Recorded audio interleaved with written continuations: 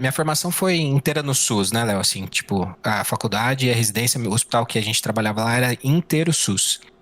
E essa situação de não ter vaga de UTI, ela não é nada nova, sabe? Assim, assim, isso é uma opinião particular, assim. Eu culpo isso um pouco pelo próprio desenvolvimento de como foi feita as coisas médicas no Brasil, sabe? Em Marília, vou dar o exemplo de Marília lá, que é a cidade que eu tenho mais familiaridade por ter feito a faculdade lá. Marília, Cidade do o hospital Moringa. que a gente trabalhava. Oi? Cidade do Moringa. Cidade do Moringa. O hospital que a gente trabalhava, o Hospital das Clínicas lá, ele é um hospital terciário. O que significa isso? Tem os hospitais primários, que são os afastados nas pequenas cidadezinhas, os secundários, que recebem um pouquinho dos casos mais graves, e os terciários, que recebem o que ninguém consegue resolver. Então, o Hospital de Marília atendia 62 municípios, uma população de 2 milhões de pessoas. Para um Surreal, velho. hospital, que de verdade, ele não é um hospital tão grande assim quanto você está imaginando. Então, assim, essa situação a gente já vivia há muito tempo. E o que aconteceu? Para cidadezinhas vizinhas próximas, poucas delas tinham hospital ativo naquele momento. Antigamente, praticamente toda cidadezinha do interior, ela tinha sua Santa Casa, né? Que era filantrópica, a Igreja Católica ali ajudava, e, e o município ajudava com uma outra parte. Só que aí, depois de um tempo, começou a ficar um pouco mais complicado para aqueles municípios manterem aquele padrão de atendimento. Começou a ficar mais barato para os prefeitos da região comprar umas 3 ambulâncias ao invés de manter um hospital. E ela pega aqueles 3 ambulâncias e manda todo mundo para o hospital central, porque ele é obrigado a receber. Então, acabaram os hospitais nas pequenas cidades, assim. Então, o leito de UTI na região lá, a grande oferta é do Hospital das Clínicas de Marília, entendeu? E não tem redes espalhadas em várias cidades, você consegue abranger um grande número de pacientes. Então, aquilo que já estava muito sufocado, com pouco que já aumentou, já não existe mais. E mesmo você aumentando o número de leitos de UTI, que aconteceu bastante, você não aumentou o número de fisioterapeutas, nem de médico-intensivistas, nem de... Aí você começa a colocar uma população para dar um suporte dentro do SUS que às vezes não é a mais especializada. Um médico intensivista ele tem que fazer 6 anos de faculdade, aí ele escolhe, normalmente são 3 especialidades que dá para depois você fazer a UTI, que, então, ou você faz cirurgia geral, que são mais 2 anos, ou você faz clínica médica, que são mais 2 anos, ou você faz anestesia, que são mais 3 anos. E depois disso, mais 1 ou 2 anos de medicina intensiva.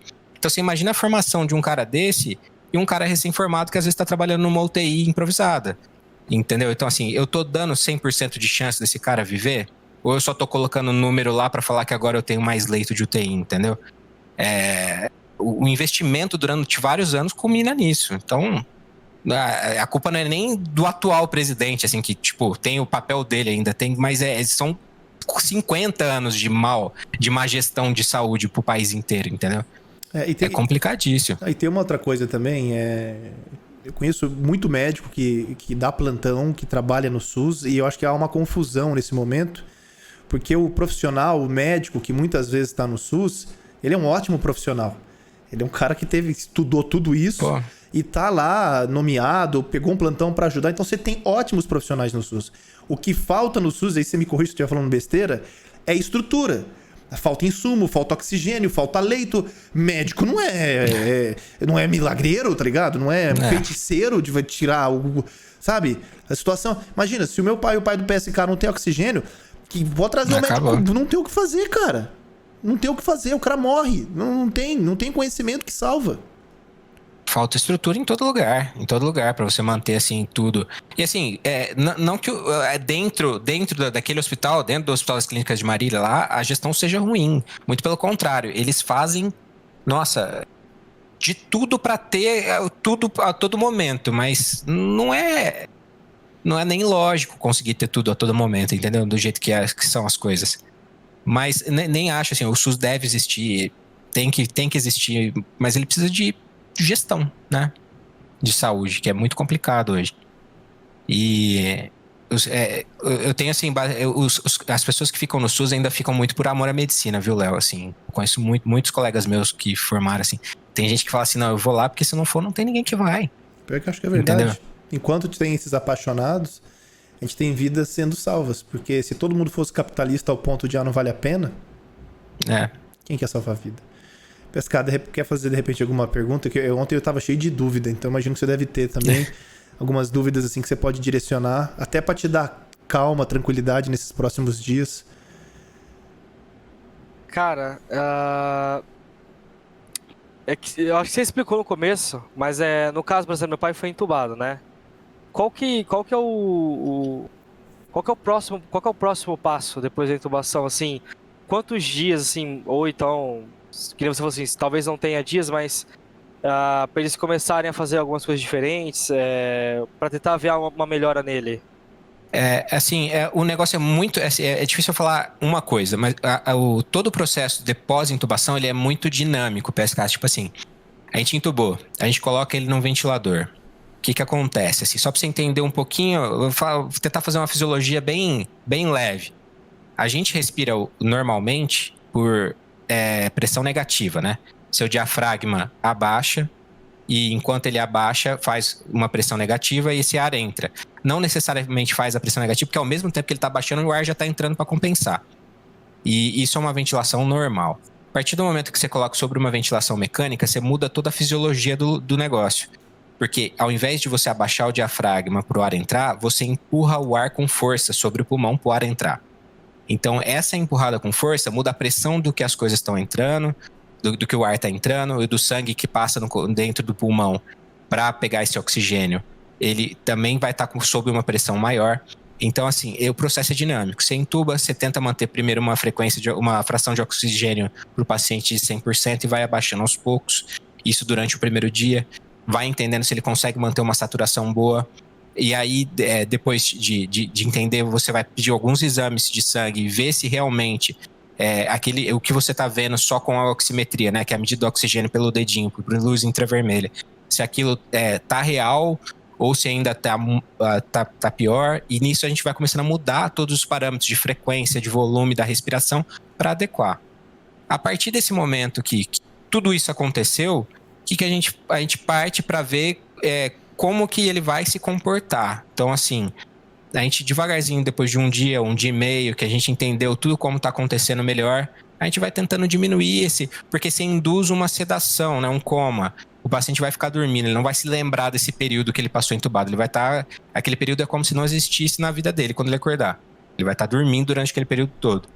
E aí, devagarzinho, a gente vai diminuindo, vai vendo como é que ele acordando aos poucos, a gente vai deixando ele entrar na máquina e a ventilação dele mudar um pouco o padrão da máquina. E existem vários parâmetros que a gente ajeita para que a máquina acople quando ele tentar puxar o ar. E aí a gente vai mudando isso devagarzinho e vai entendendo se ele vai adequando. A partir do momento que ele começa a adequar com o ventilador, porque o ventilador oferece uma pressão maior para entrar o ar, e aí ele começa a ventilar melhor, a gente vai diminuindo a quantidade de oxigênio até ele conseguir ter um padrão mais próximo do normal para a gente poder tirar o tubo. Isso pode levar 1 dia e meio, 2, ou pode levar 10, 15. Assim. O prazo final é muito difícil de especificar. É muito caso a caso, porque cada caso vai depender de alguma coisinha que a gente vai adequando para conseguir chegar naquele resultado final. Mas... Quando é que eu tenho que me preocupar? E quando é que eu posso me manter calmo? Porque a notícia que eu tive ontem acho que me abalou. Acho que o médico até poderia ter pegado um pouco mais leve com o boletim, com a informação, mas da maneira como ele falou... Eu achei que ontem era o último dia, que ele ia morrer. Eu já tentei ficar forte por causa da minha mãe e do meu irmão. Começaram a chorar e eu tentei, não, calma, tá tudo certo. Mas por dentro tava um caco. Não, tal. E aí você tenta manter força de onde você nem sabe que tem. Porque senão vira um efeito dominó, né? Mas quando que realmente você fala...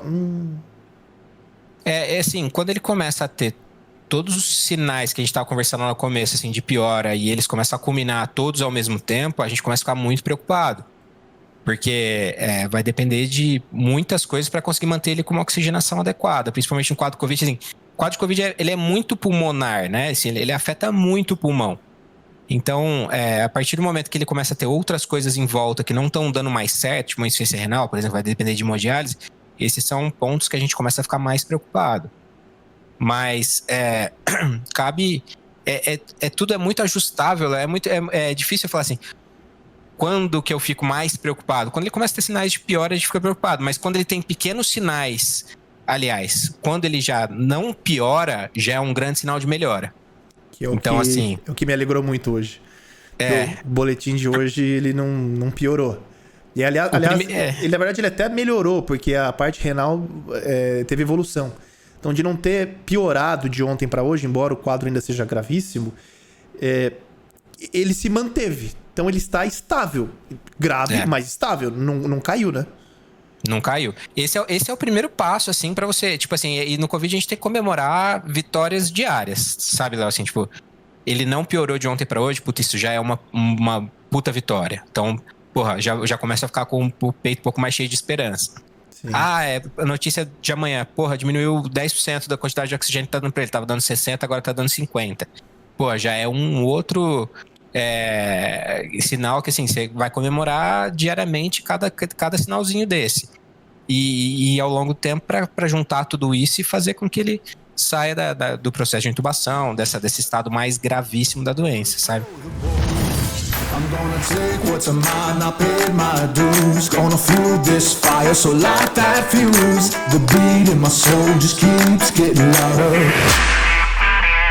Give me some of that.